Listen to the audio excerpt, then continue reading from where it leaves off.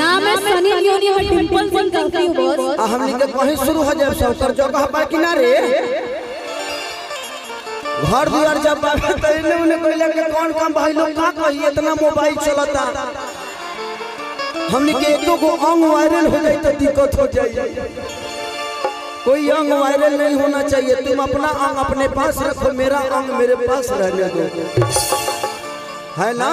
कि तहरा संगे खिंचावल फोटो पार दे आज ही आई बारात तडोली में गोली मार दे। कि तहरा चलते सपनवा के छोड़ दे,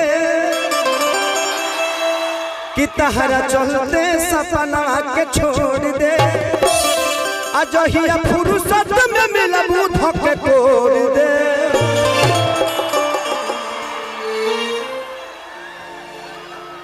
कि तहरा चाय में बिस्कुटापन बोर।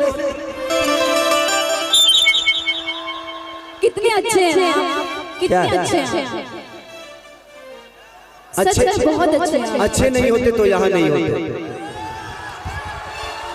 इस जिंदगी में जो भी अच्छा है डिंपल, ये सच्चाई। अभी तक हम लोग मस्ती कर रहे थे, आप लोग को मजा देने के लिए मुझे कुछ भी बोलना होता है मैं बोलता हूँ। हमारा वायरल होने से डर ना होला। ऐसे जो हम का कही नहीं हमारा पता बा, केहू का कहेला हमारा पता बा। जिंदगी में यहाँ जितने भी कलाकार बैठे ये हर आदमी दिल का अच्छा है, इसीलिए आपके सामने खड़ा है। नहीं तो यहाँ बहुत सारे कलाकार आवता लो जाता लो कहू के पत्ते तक लेना चाहिए।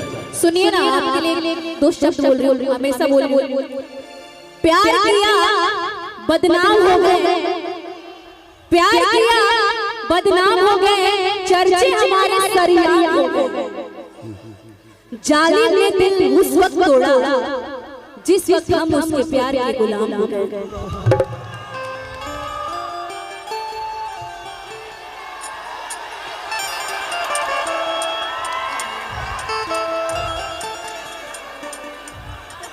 तुम दुनिया के सामने प्यार को सरेआम करते हो।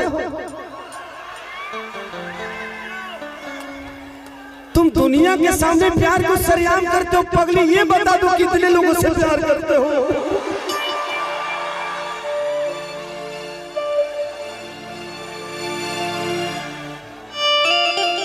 अरे यार दिल अटक ही गया मेरा। Sorry sorry sorry. टूट जाही राजा जी पहला प्यार, पहला प्यार। तू तो अपन कैरेक्टर चेंज कर देलू, पता नहीं कि चलत है तोरा प्यार होता कि पीसीओ के फोन होता। सुनिए सुनिए सुनिए, लड़के जियो के सिम हो गए। हेलो हेलो हेलो प्यार जी, तोरा में डाटा ढेर बा। जब लड़का चारों तरफ प्यार करता तो प्यार है, और लड़की करे तो गलत, आप करे तो सही, हम करे तो गलत। एक बात बताए कि लगाई दी चोलिया के हूँ राजा जी, कि चूसता देवरा चूसता देवरा चूसता होठवा के ललिया हमार देवरा चूसता। हेलो बाबा झेल सके नहीं। Hello hello hello hello hello. हम जहाँ बनी हो जो बहुत बढ़िया बनी। जहाँ जिस मंच पे अगर खेसारी भैया हो तो वहाँ मेरी जरूरत क्या है। अच्छा हाँ ना कौर खा जहाँ पे हो वहाँ का जरूर होता है। तो आप अभी इनका वो क्या बोलते हैं, अभी जो क्लास चला था तो ओनली फुर्सत मिली तो बात जाए तो हम तो नहीं मन ले भी होता है, वहाँ भी होता है क्लास। ये आपका मोहब्बत है कि आप मुझे इतना प्यार करते हैं। चलिए डिंपल जी बहुत अच्छा लगा आप इस जगह पे आई हमारे बहन के शादी में, अपने ननद के शादी में। कि जाए पिया जवानी मोर जराइए गइला ना, आ एगो नचनिए कायम कनिया के भुलाइए गइला ना।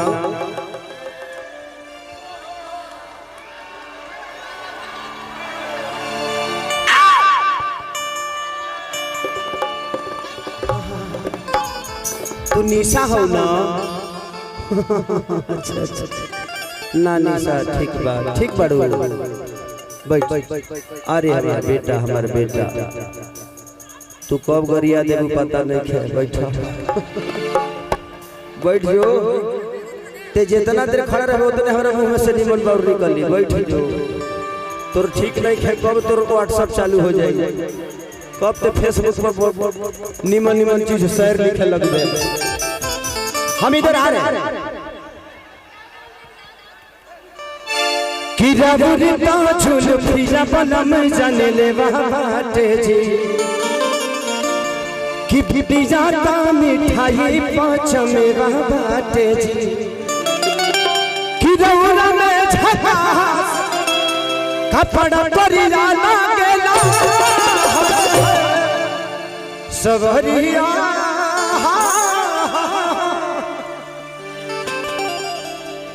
सवरिया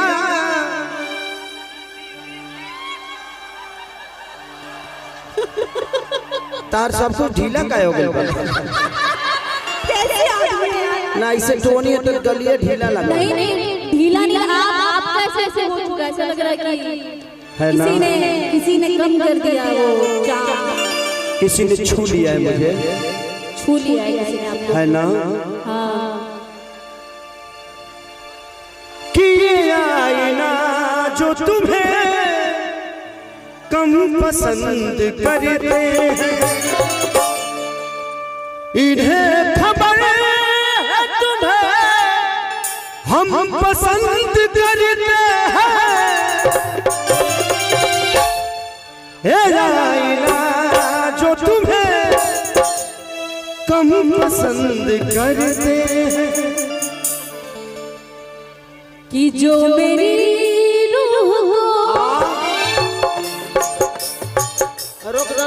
चैन दे प्यार दे वो खुशी बन गए हो तुम।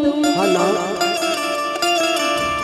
हाँ ना, दिल पे हाथ रख के कहिए, जिंदगी है ना, है ना, रे दिल पे हाथ रख के कहिए, दिल पे हाथ रख।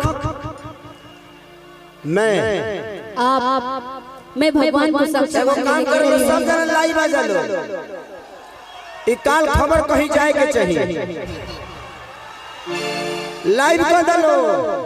मैं ना एक बार फिर से गाइए। हाँ जो मेरी हाँ रूह को मैं चैन दे प्यार दे वो खुशी बन गए हो तुम।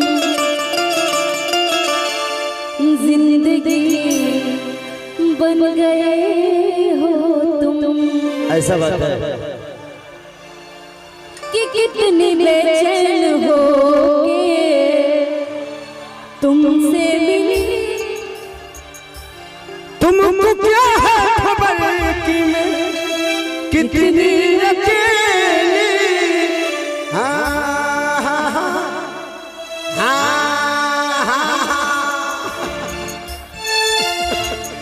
चलो थैंक यू डिम्पल, दिल से थैंक यू। चलिए गो गाना ओकरा बाद आज ये सपना जी आज